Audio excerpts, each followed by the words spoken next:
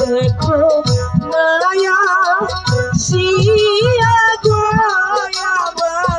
আপা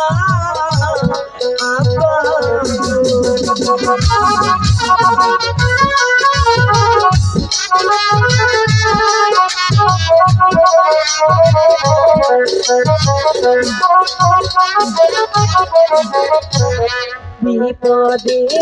পড়িয়া আমি গো ডাকি যে তোমার গো বলে আপা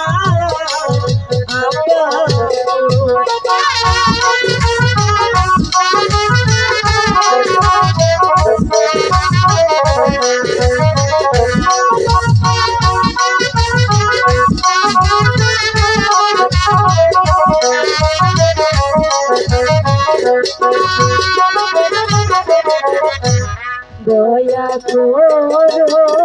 প্রাণে আপা গো দয়া দেখা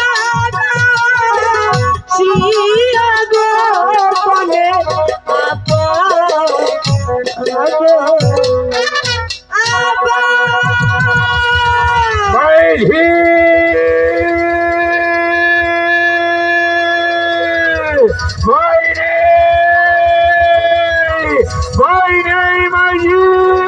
हम लोग अच्छी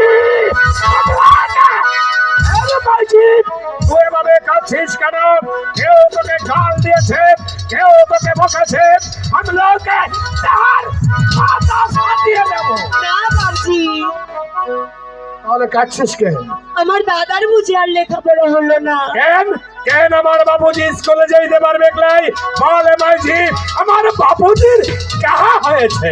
সাইবাসার হুকুম আগামীকাল যদি আমার দাদা জরির জামার উড়িয়া বাজে ঘোড়া নিয়ে স্কুলে যেতে না পারে তাহলে যে তাকে স্কুলে ঢুকতে দেবে না বাবজি আমার কথা শুনে তুমি হাসছো